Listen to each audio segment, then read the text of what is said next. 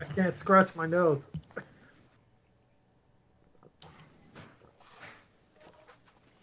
Is that a bug or a feature?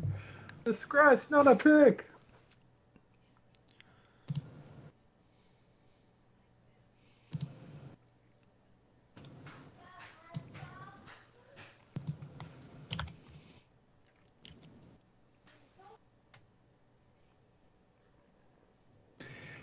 On the feed, that cardboard Lego head looks pretty good. It does. It looks so good.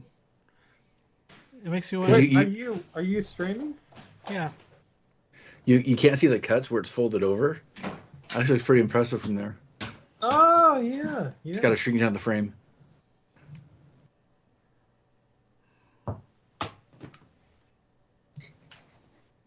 That was terrifying.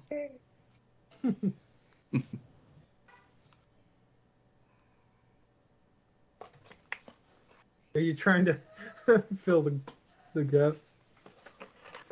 Thought he's gonna lock you in. Yep. Man in the cardboard mask. Yeah. See, I would go to my kids' school and pick them up like that just to embarrass them on purpose. Hey, no. That hurts my face. Don't. No. Especially now that they're both in junior high. Oh yeah. And there's a few girls that have a crush on my son. So going up and picking him up, like, hey, I'm Mark's dad. That'd just be great. Anyways, I know he wouldn't think so. You forgot your underwear. Did you take cream for the rash? Oh, No, I want to wear it. Okay, I think I'm ready when you guys are. okay, hold on a sec. I'll be ready when All Donovan right, is. we're about to go live. So, good night. I love you. Good night. No. Good night. No. I need that, please. Mamie, I need that, please. Oh my goodness. Give me 2 seconds. Yep.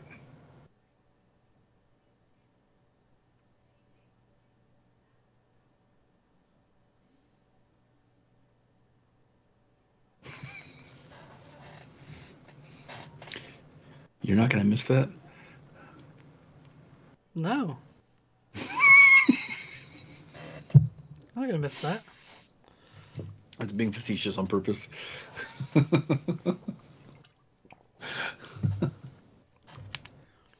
Okay. I think I'm ready. I may have to mute a little bit in the beginning, but I think I'm ready. All right. What's up, Internet? You're listening to the Making Geeks podcast for makers, families, and geeks. How to do? What's up? Hey, how's it going? Good. What day is it? March 9th. Oh, still not halfway through March. Almost the Ides of March. Okay. It's always weird with education because March is one of the only months where there's a full long month without any days off. So it seems like really kind of like dry, boring, repressive, and then spring break hits, and then it's a really quick sprint to summer. So 9 weeks, and I'll be done my school year again. That's crazy. It is. It goes by super fast. And then you'll blink, and then it'll be a new school year again. Yeah, and next year will be really interesting too, since my son's starting high school next year. He just registered for his classes. He's got a pretty good class load. He's already figured out what sports he's going to do next year. And yeah, off to the races. What have you guys been up to this week? Well, I had Mr. Jordan Rimple, who is from the Patreon fame, every week when we announce his name, along with several others. He left a couple days ago. He was here for a week. We hung out and did a lot of fun stuff. He helped me, well, I should say I helped him build a console storage kind of cabinet thing and set in my basement wall. He definitely showed me a lot of cool stuff I didn't know that my table saw could do as far as cutting that type of furniture. Like, I don't really even think in the same realm of how to make jigs and things like that. Like, it's all magic to me. Like, when you come up with like solutions on the fly for stuff you didn't even know needed a solution for like 5 minutes ago, and it was pretty neat. Definitely couldn't have done it without him. And the last day, we had a day to just sort of goof off and do fun stuff, that we weren't trapped in the basement for hours and hours and hours with tons of sawdust everywhere. And we drove out to Kill Devil Hills, which is on the coast of North Carolina on the Outer Banks, which is where the Wright Brothers Monument is. And so we did that and went to the first flight area. So we basically have like a bunch of markers and like this little runway that's sort of, but technically it's the first runway for a powered flight, which is kind of cool. They have like the rail system that the thing launched off of, and there's not much left from that time period that, is left to show off, but they actually have the propeller. They have a visitor center that has like a mock-up, like replica of what the plane looked like. And then they have several other pieces in there that are like authentic, like that they actually used. And they have the propeller from the first flight. And it was used on the second flight, the third flight, and then the fourth flight, all within the same day. The fourth flight was by far the longest. And then it like kind of wrecked when they landed and it broke it. And that's why there was only 4 that day. But it was really neat. There's another airstrip, an actual airstrip behind it that private planes and stuff and military planes can like land on. It's pretty small, but there's like a helicopter, a military helicopter doing like some sort of like movement operations and stuff while we were there. So it was a cool juxtaposition of like modern / futuristic helicopter and like the first plane that ever took off was like right there. It was really cool, kind of dichotomy. But we went over to the beach, and first time he ever saw the Atlantic Ocean. That was kind of cool to see. It's like running out there, and it's just like talking to my son, like, all right, you roll your pants up, you're not going to get wet, right? We don't have change of clothes. And what does he do? He gets like his like pants legs wet, but he doesn't care. It was great. Luckily, I had the forethought to bring some towels so he could wipe our sandy feet off before driving back home. It's about 3 hours and some change from my house. It's not too bad, but for a day trip, it's a little bit of a haul, but it was definitely worth it. Had some good food out there, and overall, great visit. I like having people visit here. It's a lot of fun showing stuff off from the state that I live in, and also just kind of goofing off and having fun here at the house. So, looking forward to when you guys come out next. Definitely. I was waiting. Oh, go ahead, John. No, I was saying definitely. What's it? Oh, I'm waiting for more pics. Of the You cabinet? did.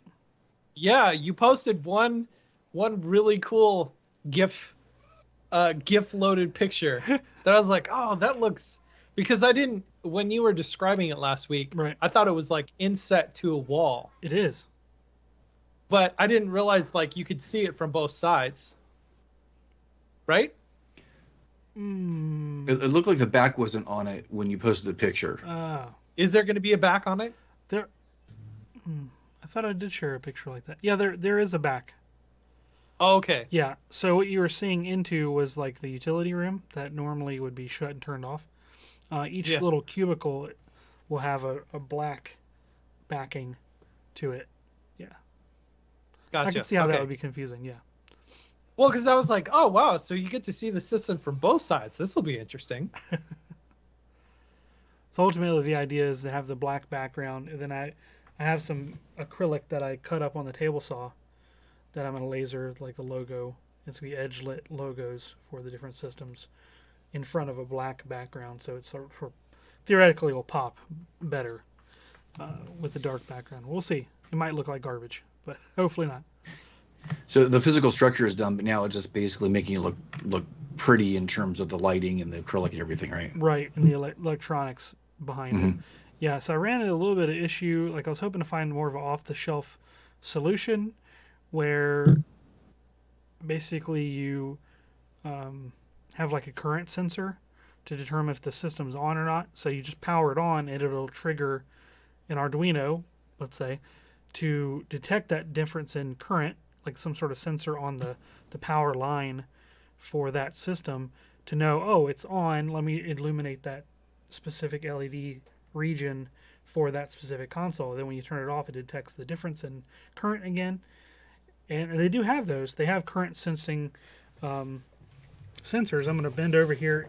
I have a box that, so I'm showing it on the podcast on the live stream for those of you watching. So this is one version of it. There's like a little cable, and it has like a little, it's a P-shaped sensor that that opens up, and it has like a little ferrite core on the inside. So basically you put the wire through, and you clamp it, and it basically has a large opening for different diameter wire, and it'll detect a difference in current because there's a little there's a magnetic field that gets produced when you have current going through a wire. What I didn't realize, and it should have been obvious when I thought about it, because I have training in electronics, but it's been a couple years since the formal education. This only works for one strand of wire, basically. So if you just had like your positive wire and your negative wire, if you just have this on one or the other, it'll work because there's a difference. But when you actually have them together, there's two wires together, it actually cancels that field out. So because it's a negative and positive, kind of basically negative and positive at the same time, and there's no plus. It's like it cancels itself out. So basically, I would either have to cut open the wires somehow to isolate, let's say, the positive line going to or from one of my consoles, and I don't want to obviously do that to damage those original cabling. The thing I realized that I'm probably gonna have to do is have a custom power strip, or have like the little junction boxes, like the 1-gang boxes that go in your wall, and actually have the leads coming from the actual outlet itself, and having this sensing internally, like one of the leads, like the live wire, let's say. So I'm not an electrician. I don't know a whole lot about that stuff, but I know that electricians have that tool where they can hold it up to a wire and test to see. Right. But that's around a quartered wire. Is that different than what you're holding right there? I know it's the thing that tells you if you have like a live wire for safety before you go to work on it. Yeah.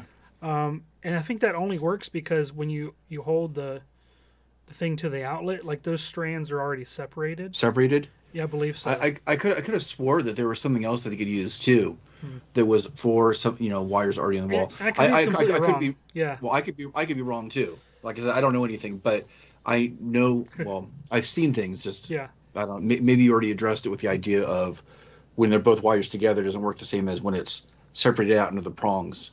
Right. And the outlet. I don't know. It's one of the things. Like I bought some of these sensors before I fully read into it.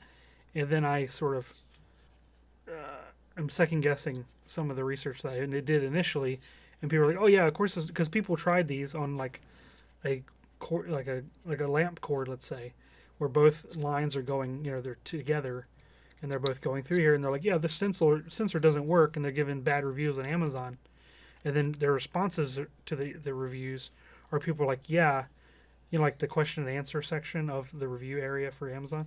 And people are like, yeah, you're not going to get one. You're not going to get a signal because it's canceling itself out in the line. You have to separate them. So I'm going to have to do some experimenting and see what happens. I bought a big power strip that's got a lot of space in between each plug that I might be able to do some experimenting and hopefully not kill myself. So if I'm not here for the next episode, you won't know why. Have you, Donovan? Exciting and dangerous. Yes. So last week I kind of talked about the fact that I got 10 projects and videos going on at the same time. I decided I needed to just focus. I need to focus on one. So the one I've been focusing on is this Feel Better box that I'm making for my son. I have talked about it before, haven't I? I think you mentioned it in passing, but I don't think there was much detail about it. Yeah, this is a collaboration I'm doing with Tyson from Geeks Woodshop. And what we did is the last time I was up in Denver and him and I were hanging out, we came up with this idea for a Japanese style box. It's a Japanese style lockbox where it has like a tension lock at the top that you take out a stick, and then you can like slide the lid off and have keepsakes in the middle of it. And what we're making is I'm calling it a feel better box. So whenever my son is having a bad moment or a bad day, the intent is to have this box that I could hand to him and say, go calm down, or go play, or go whatever you do what he needed to do. And inside the box are his favorite things. So there's a book that's going to be in the box. There's going to be Pokemon cards, and then there's going to be a little sliding drawer inside the box that's going to be full of Legos. So anytime he has like like I said, a bad moment or a bad day or something like that, we will have this box of his favorite things that we could hand to him and say, go play and calm down and come back when you're ready, kind of thing.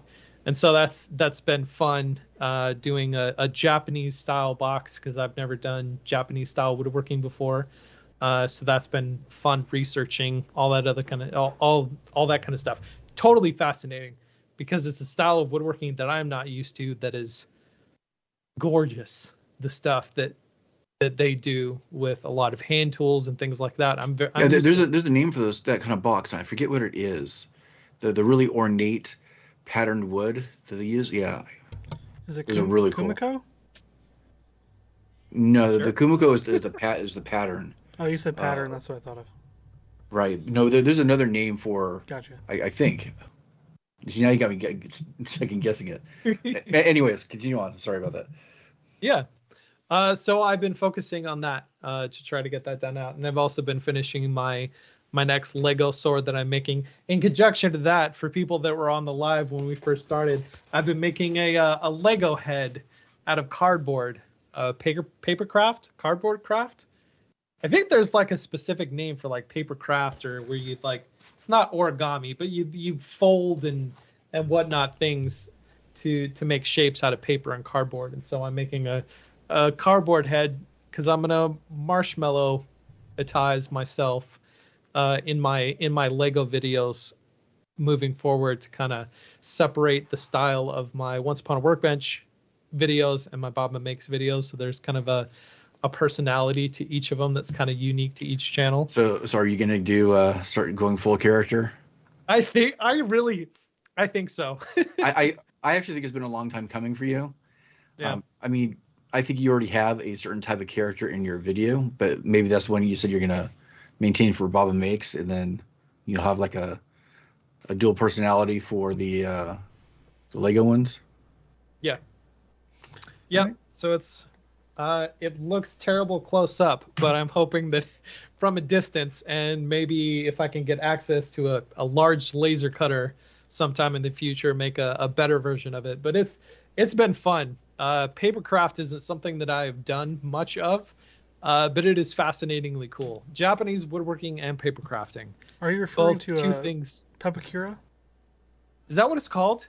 Actually, it sounds about right. Yeah. For the not for the box, but for the paper crafting, where it's like a 3D model that's sort of extracted into a paper form that you can sort of recreate 3D models from. Yeah. And that's literally what these are. They're SketchUp models that you just take the shape and you lay it flat, and then you cut it out. I've been cutting it out of cardboard and making a Lego head for myself. Pepakura? Pepakura. Pepakura. Pepakura. That's how I did. Pepakura. So for the Mega Man stuff that I have back here, the original templates for those were 3D models. Yep. Yeah. Fun stuff. It's good. It's really addictive. Yeah, it's fun. I've burned myself one too many times with a hot glue gun in the process, but it's par for the course, I guess. Definitely. Yep. Start developing those thick maker hands where you can't feel in your fingertips anymore. Maybe not. Have you ever shaken hands with a carpenter who's done it like for a living? It's like shaking hands with Jimmy DiResta. Yeah, it's like shaking hands with a baseball glove. Yeah. So this week I have a couple things going on. One just kind of starting development today. I have a rotary engraver unit that I'm doing a video for from the company Ortur. I already have one from Xtool, but I bought that one with my own money. This one got sent to me, and I'm kind of glad because it actually is an improvement on the style of rotary engraving because the head has a swivel. So if what you're engraving has a taper, you can actually adjust the swivel of the head so that the engraving area always stays level. So that's pretty nice. Otherwise, I usually had to use a wedge to fix it. So it's nice. And at the same time, they kind of messed up the process too. The engraver you're supposed to go with is a very low profile engraver. In fact, it only gives you maybe 2 inches of cutting height because of how low they have the laser to the table surface. They sell a pair of extension legs. So those legs are like $80 for the set of 4. And instead of including it with the laser or with the rotary, you have to buy them separately, which is kind of a pain. But I have a 3D printer. So I'm holding up the camera right now. An extension leg that I modeled like in 3 minutes and TinkerCAD and printed, although I have to do another one because it's slightly too small. But I love TinkerCAD. It is so fast to model things that are practical in it. And it's free. It works on any system. And this leg printed like within an hour on my flash forward. It was kind of nice. So I'm not gonna. It is. Oh, sorry. No, go ahead. It's what? I was gonna say it's funny, because the last time I was at SketchUp, and walking through the offices at SketchUp in Colorado, I went into the engineering department, and the engineers were using TinkerCAD to to model test prints, for some of the lasers and stuff that they use there. And I was like, really? I know. I mean, regardless of brand loyalty, it's hard to ignore something that works so well and is free and is cross-platform. You don't have to worry about compatibility issues or any of those things. And if you're doing things that are fairly simple geometry, you don't have to worry about a lot of complex curves and surfaces. There's no reason for me to open up Blender or Fusion. And, I got TinkerCAD right there. And it's already saved up to the cloud. And, yeah. I'll probably offer these on my Patreon or like for maybe a very small fee on my website for anybody else that has a need for something like that. I don't think anybody will ever grab it, but it'll be there since I've already done the work. Is it a diode laser? Yes. Yeah. It's a 10-watt diode. It's the last laser video that I did as a review. The rotary goes along with that machine. So the other thing that came up this week is my wife made contact with an old classmate of hers that I also know, they went to high school with, who is a professional magician. He's done shows at Downtown Disney. He's done shows for the Magic Castle, which is a pretty exclusive magic venue, if anybody has heard of it, that's here in Hollywood. But I mean, I went to high school with him too, so we also know each other. And he's looking for somebody to partner up with to make some things for his act. So I talked with him earlier today, and I'm going to be making stuff for a magician. That's cool. Yeah, which I've had something on my list for a long time of making some just little tricks and little trinket type things that are optical illusions or whatever they might be. But this one is probably going to be a little bit more involved. I don't think I'm going to say too much more about it on air just because I don't know the full scope of what his plans are and if there's anything that's a little bit more secret behind it.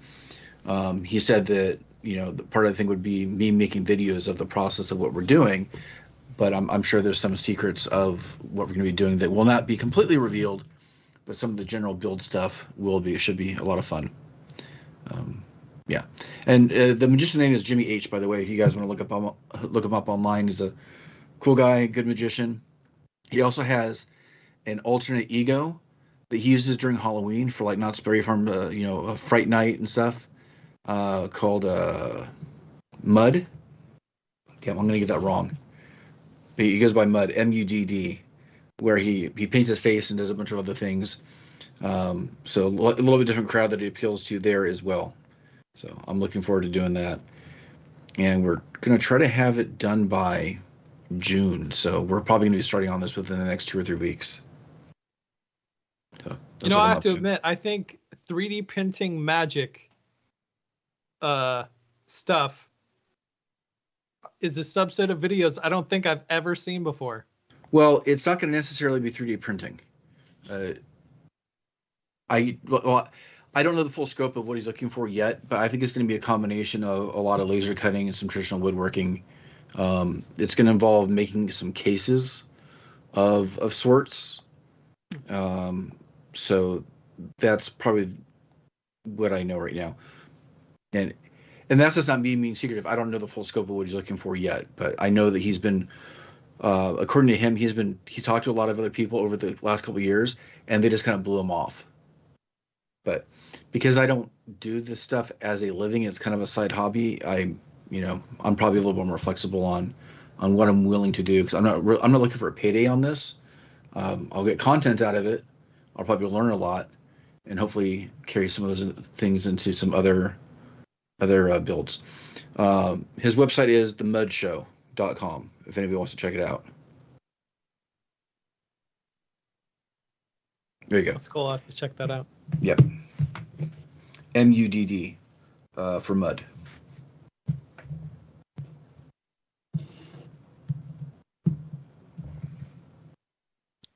All right. So tonight's topic is a very, very interesting one. And we've had a lot of debate about this one topic over the past 3 months, 6 months. About how long has it been? We've been kind of 9 thinking months, about this. 6 months. 9 months. Yeah, I was about to say. I would say probably between 4 to 6 months. We've been talking about this one specific topic and trying to figure out some of the details of it and the particulars. So I guess we'll go ahead and start into it. I guess the best way to start out into it is talking about, this is episode 295. So that is, it officially starts the 5-episode countdown to 300, which is a huge landmark for us. We've been doing the show over 6 years. We started in 2016, I believe, in June. It sounds right, I believe, yeah. Yep. It's approaching 7 years. Approaching 7 years. We started with 2 other hosts who are now no longer part of the show, and we picked up a new host. And yeah, about 193 episodes in. Yeah. Yeah, so I think it's fair to consider Donovan. I think it's fair to consider you a veteran now. Yep. You're not the new kid on the block. Actually, I haven't been for a while, but I guess the best way to do is just talk about it. And the 300 is going to be our last episode. As strange as that is to say, yep. It is. It is very so. strange to say. Yeah. It was not an easy decision to make. But I think that we should all talk about it separately, because I think that we all have slightly different perspectives on it and different reasons and so on. I guess since I'm already talking, I should probably kind of go first. 300 episodes is a lot of content. We're not quite there yet, but just kind of considering that we're calling out the endpoint. 300 episodes is a lot of content, and it kind of feels like a lot of it has kind of run its course. We've been having trouble coming up with topic ideas, and on top of that, at least for me, and Wes and Donovan will talk separately on it, I have more and more external factors stacking up that make it difficult for me to hit a deadline of when we record consistently. And it's kind of a requirement of doing a podcast. You kind of have to have that scheduled in, otherwise it gets really difficult and unwieldy to maintain even more. My kids are getting older. They're involved in more things. My wife and I seem to have our time divided more and more. And yeah, it's kind of time for me to call it kind of the end for the podcast. Yep. It's tough. because we have gone back and forth over this from so many different perspectives, and depending upon what day you ask me, I could give you a different answer. So it's not like, for me wanting to do it or not, or wanting to end it or not. And so it's something I'm struggling with, and it's definitely not because of a lack of, being friends. That's the absolute. Oh yeah, thank you for clarifying it. Yeah. It has nothing to do with that. No. We're not the we're not the Beatles or whatever. That's right. Music group. There's no Yoko Ono. No matter what anybody has said, there's no Yoko Ono here. That's sort of influencing it. We got rid of Yoko a long time ago. That's right. So no matter, what the rumors have been, there's no external factor like that. So yeah, Have there been rumors? I mean, maybe there could have been. I don't know. I have groupies. Some people are talking about it. Yeah. What people?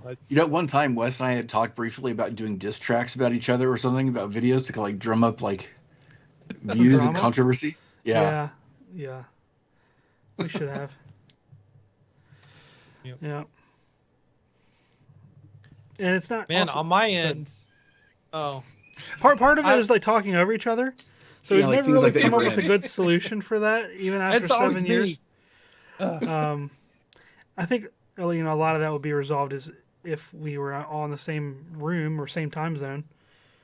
A lot of the issues would have resolved themselves or been a lot lesser of an issue. I guess the issues would have been less of an issue. That doesn't make sense, but yeah, it's just sort of like a culmination of various things. The idea of having one less obligation a week for myself sounds less stressful to me right now too, a little bit, because my kids are doing more and more things similar to yours, Sean. So having some freed up obligation to allow for some other flexibility could be nice, but it is tough. Like I said, tomorrow you ask me, I might tell you something different. I flip-flop every day, as you guys know. Mm-hmm.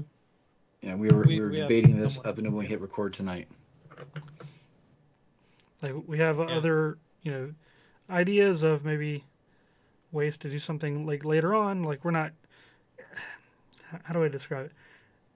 It's sort of like the Avengers movies or MCU movies where there's, you have the finale that everything leads up to. You have the big boss battle, the climactic, giant army thing, and then the end of the movie. And then there's like a little hint that there could be, something like there could be a Thanos, in the waiting in the wings, or there could be an after credit scene. That's possible, but it's we just kind of have to. We kind of also agreed that 300 was a nice sort of number milestone to sort of stop at, and if it ends up being just like a super extended hiatus, indefinitely, then that's the way I kind of see it. It's not really like the band's breaking up; they're just sort of on hold, possibly for future comebacks. And we're not closing the community, so we'll address that too. So for our Patreon people, if you're in Discord, we're not going to shut the Discord down. We're going to keep all the game servers and stuff going, because that, for myself, that provides a lot of enjoyment and interaction that I don't want to give up on either. So don't worry about that. If that's what you listeners out there are stressing over. Take it away, Donovan.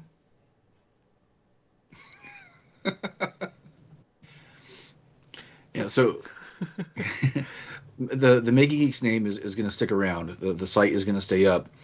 You'll be able to go back and listen to any of the past episodes whenever you want. For now, I don't see a reason for that to change.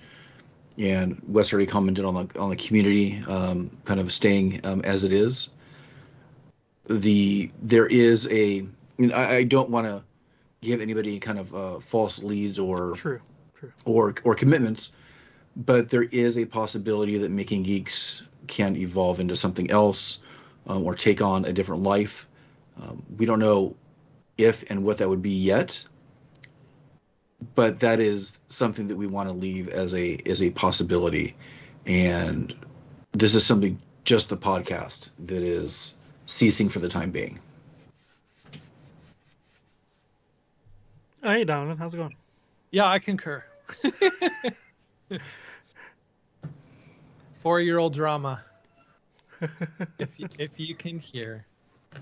We can. I guess one of the things that I wanted to talk about is this conversation that we've had the past several weeks. Is actually a conversation we've had before. Back in the day, when we neared episode 200, we kind of had this conversation, almost in its entirety, of saying, do we want to keep this going? Is this a good place to stop? Do we have interest in keeping this going? That kind of thing.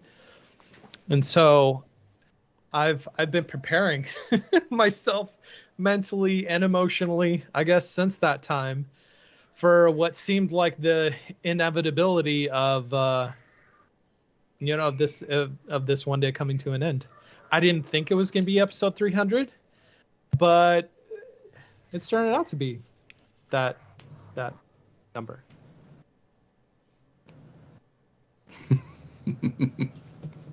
Sorry, I'm trying to not talk while there's screaming going on in the background.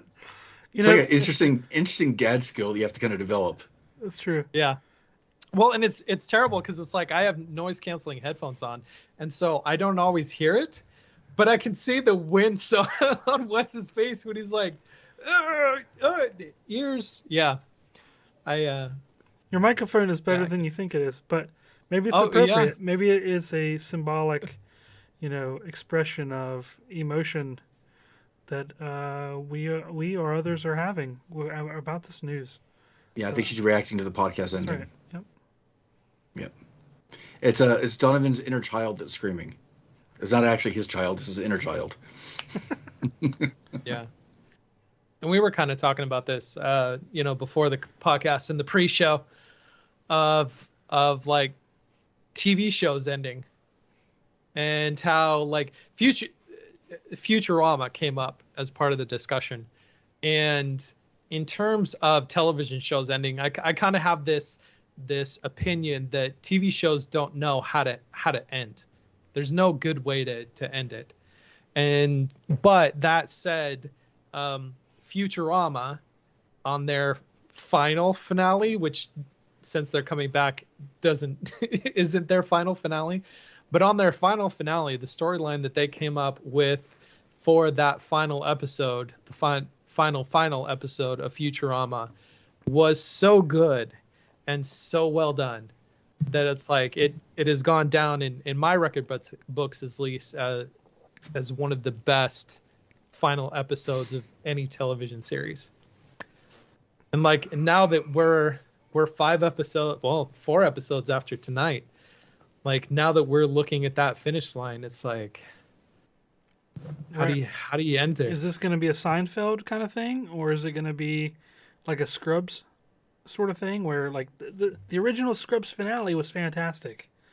It was very well done, and then they're like, oh yeah, hey, guess what? We're doing another season on another network, and that season was garbage. And then they did a spinoff. Was that in addition to the spinoff, or was that the spinoff? I forget. No, that was the spinoff. That was a spinoff. Yeah, with the new season of Doctors. Yeah, it was garbage. It was season 9, but yuck. It's like when they tried to keep House going, it just didn't work. Yeah, that's true. Yeah, and that has been part of the conversation of, when is a good time to stop something and not drag it out further than it needs to be drug out. I mean, ideally, the conversation would never have come up to begin with. We keep doing what we're doing.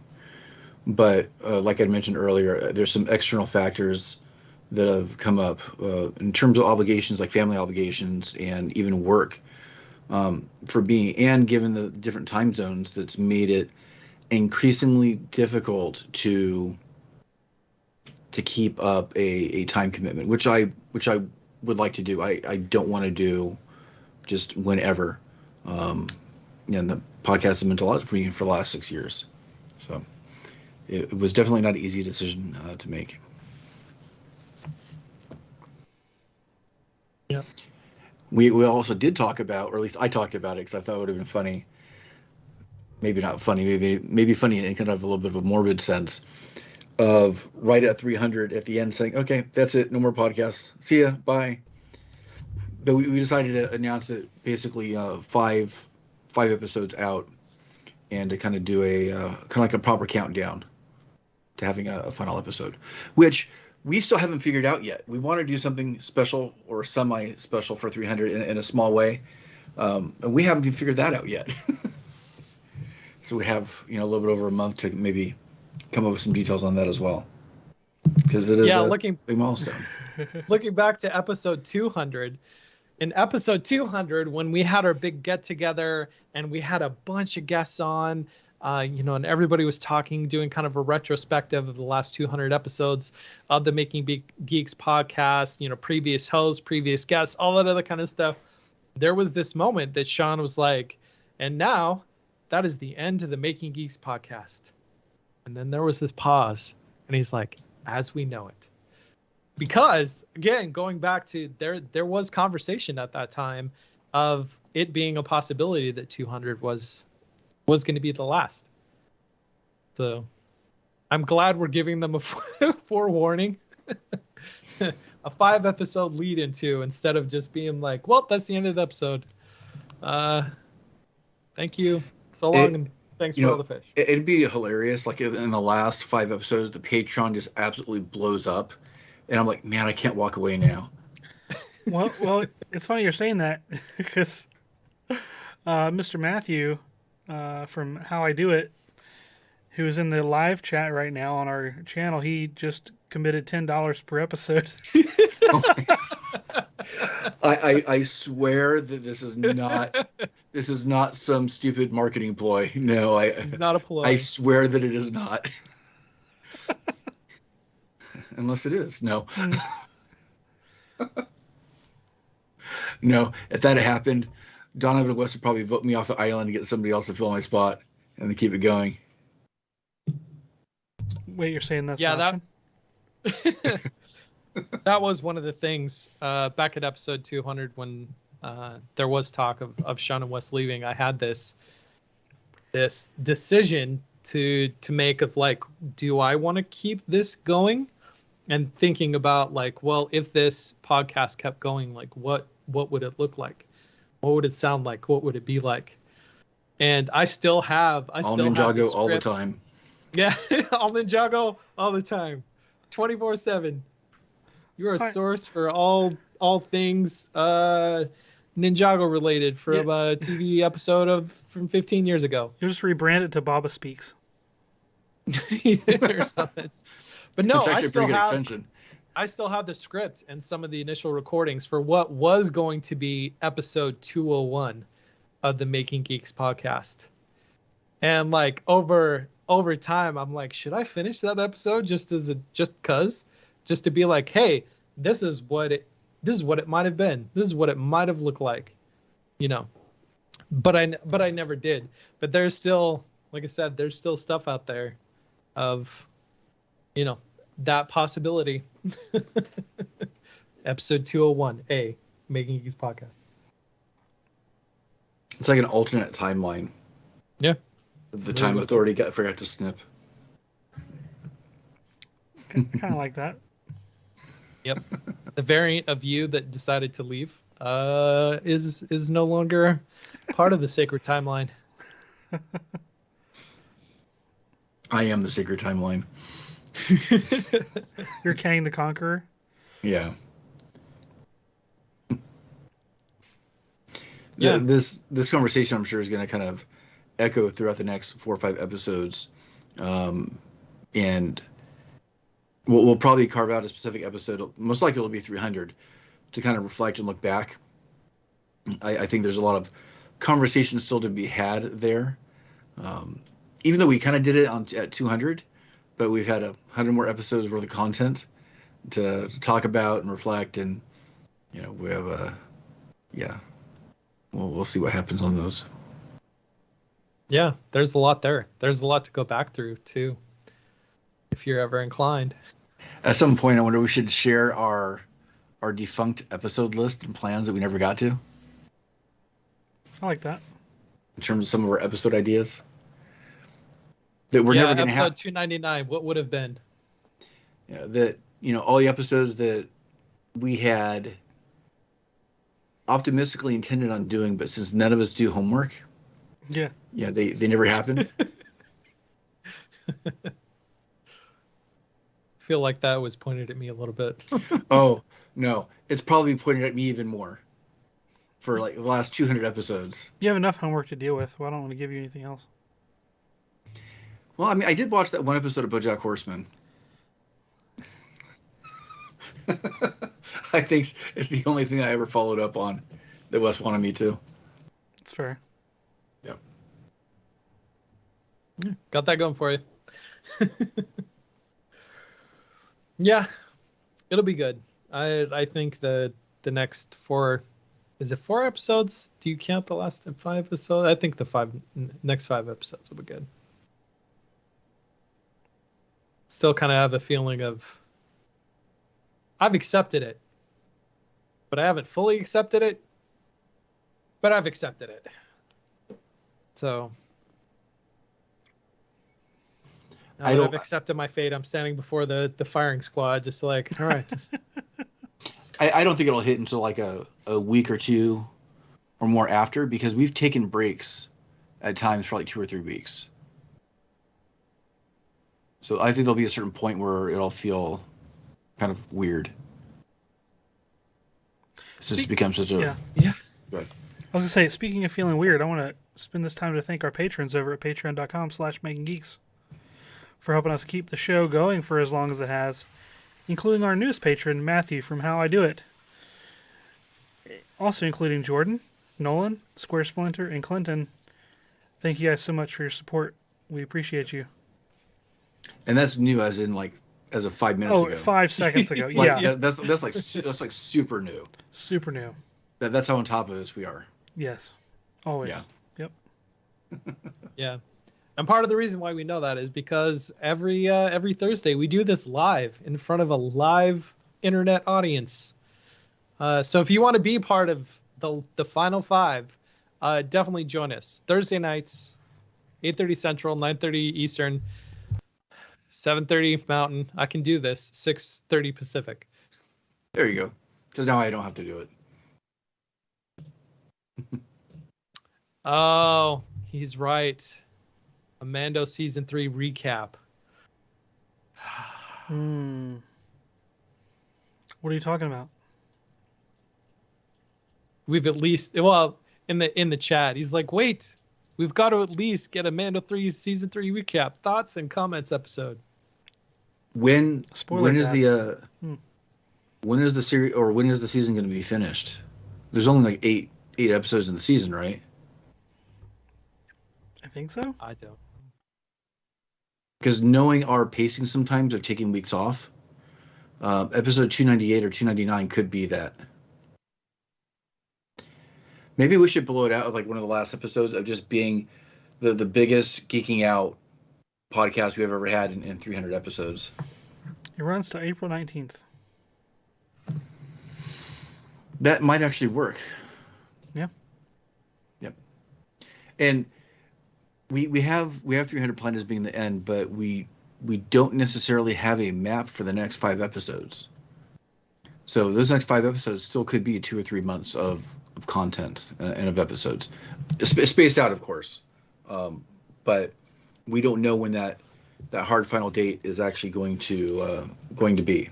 So I guess kind of stay tuned.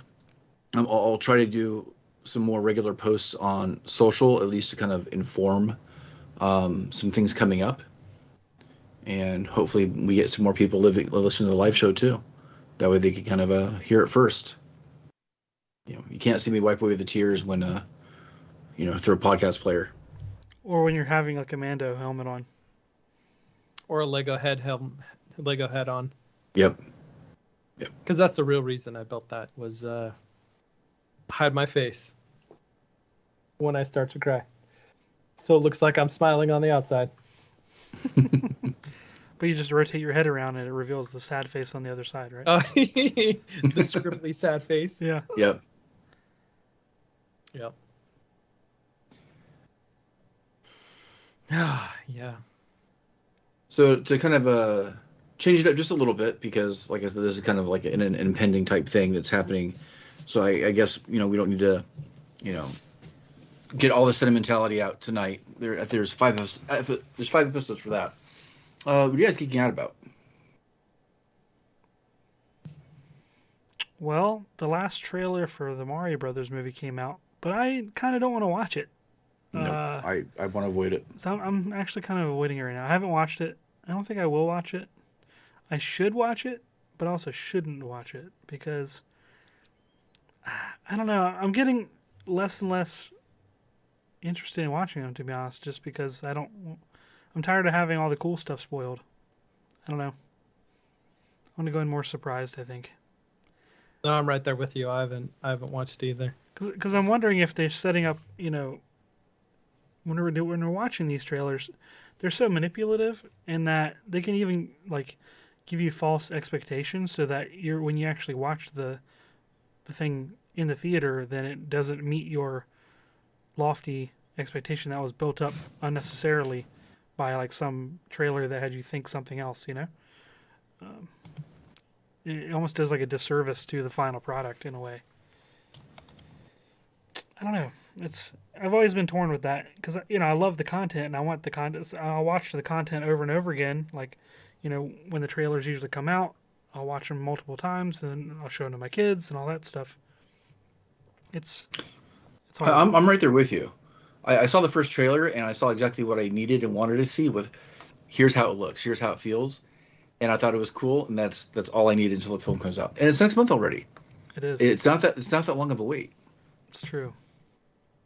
I'm still in the camp with Wes. I'm like, the fact that they're not releasing it on March 10th is just the biggest travesty in the world. It is.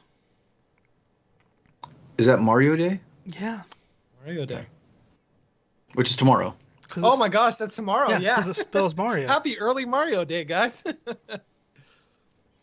So one of the comments that I think I made when the trailer first came out is the fact that Nintendo always do an extra thing with their stuff to make it more interactive. And they came out with a trailer that's a TV commercial that points to a website and a phone number that you can call or text. The previous trailer did that. Yeah. Yeah. And so Wes, like, what can you tell us? Like, what happens when you call or text this Mario Brothers Plumbing, or Mario Brothers, whatever the business name was? Like, what does it do? I didn't call it.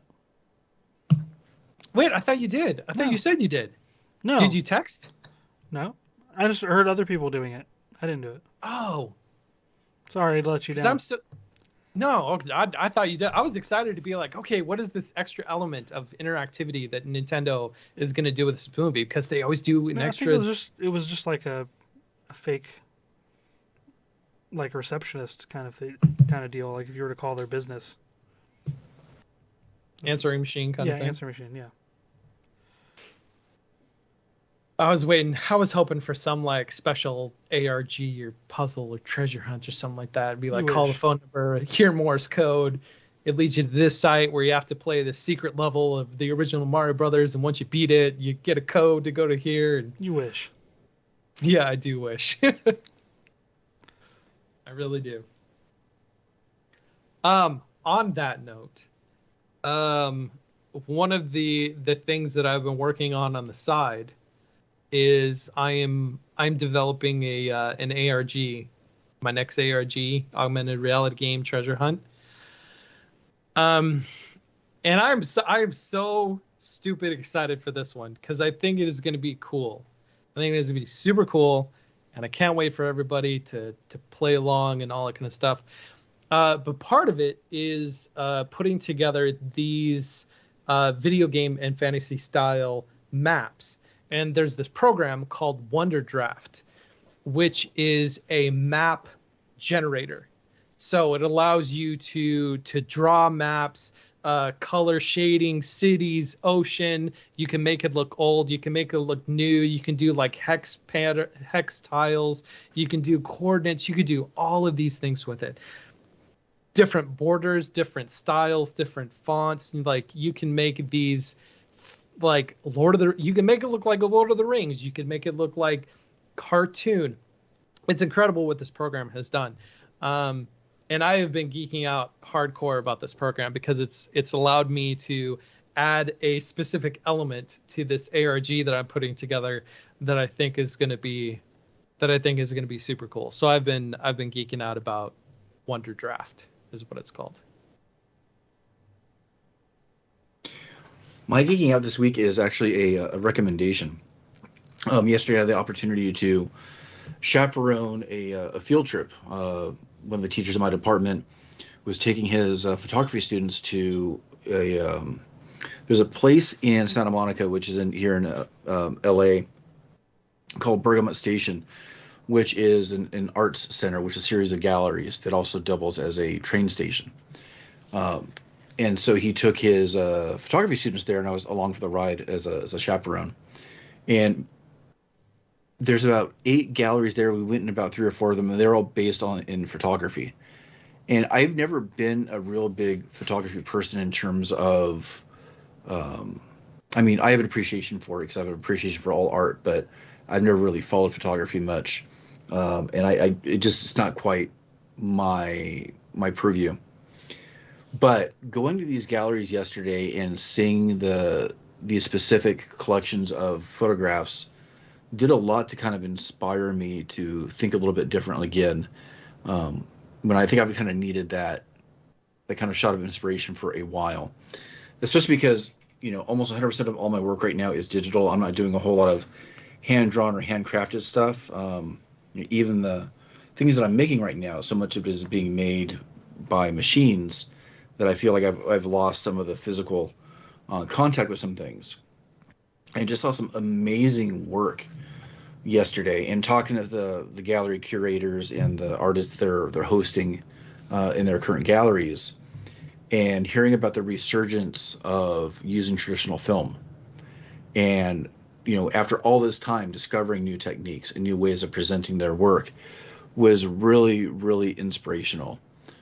There was this one in particular, which I'm not necessarily a huge fan of the photographs, but I'm a huge fan of the ingenuity and process, where it was they were black and white photographs that were basically photographed these huge cameras, and by camera it's basically a lens with something that controls and blocks light at times, or you get like an exposure onto photo paper, but it would leave it exposed for hours at a time, so much so that the sun would actually burn a hole through the paper and streak through the paper as the sun moves, or actually as the earth moves. The sun's not really moving, as the earth is rotating, and got these really cool effects and patterns and streaks from the actual burning of the paper.